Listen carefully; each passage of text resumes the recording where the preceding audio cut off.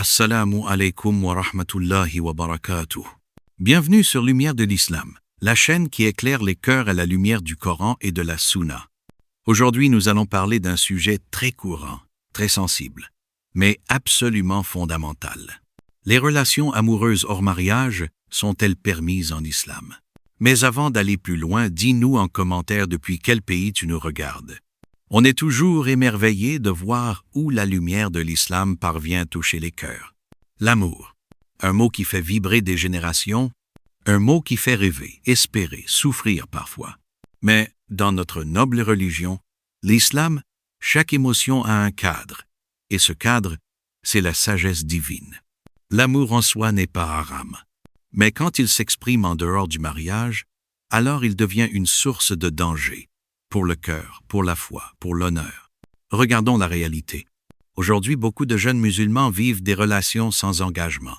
Certains les appellent « histoire d'amour », d'autres disent « on apprend à se connaître », ou encore « ce n'est pas grave tant qu'il n'y a pas de relation physique ».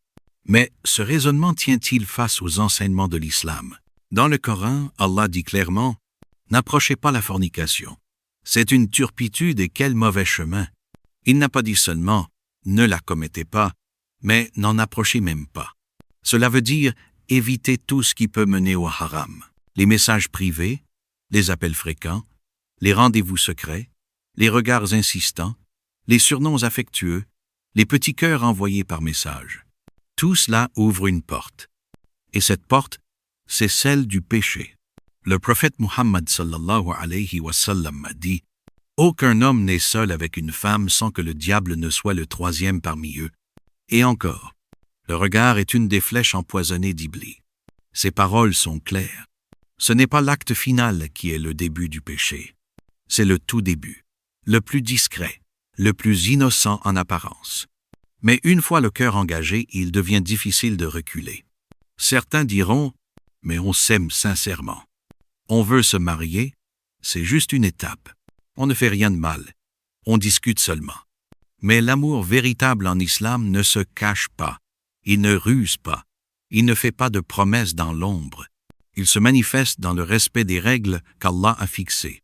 Tu veux te marier avec une personne? Alors fais les choses correctement. Parlant à ses parents. Organise une rencontre encadrée. Consulte Allah par la prière de istikhara. C'est ça, l'amour digne d'un croyant. Un amour pur, transparent, responsable, halal. Parce que le mariage, c'est la voie bénie. Le prophète Muhammad sallallahu alayhi wa sallam a dit « Le mariage fait partie de ma sunna. Celui qui s'en détourne n'est pas de moi. » Le mariage est un acte de foi, un acte d'adoration. Et c'est là que l'amour trouve toute sa beauté, toute sa stabilité, toute sa protection. Mais quand on s'engage dans une relation interdite, on pense goûter au bonheur. Et pourtant, on y perd souvent. Le cœur s'attache, puis se brise.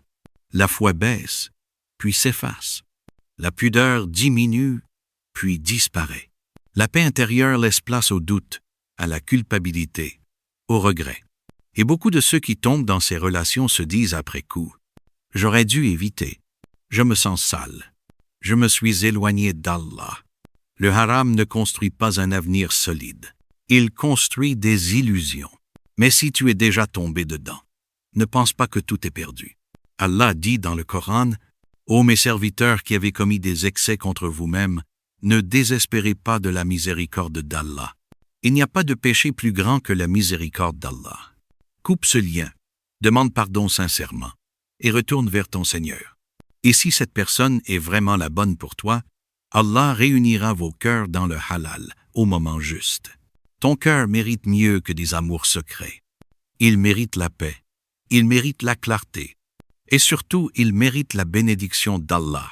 Frère, sœur, ne sacrifie pas ta relation avec Allah pour une émotion passagère, car celui qui place Allah au centre de son cœur verra sa vie éclairée de sa lumière. Si cette vidéo t'a parlé, abonne-toi à Lumière de l'Islam. Et surtout, dis-nous en commentaire depuis quel pays tu nous regardes. Qu'Allah te guide, te protège et t'accorde un amour pur dans le halal avec une foi solide jusqu'à la fin. Wassalamu alaykum wa rahmatullahi wa barakatuh.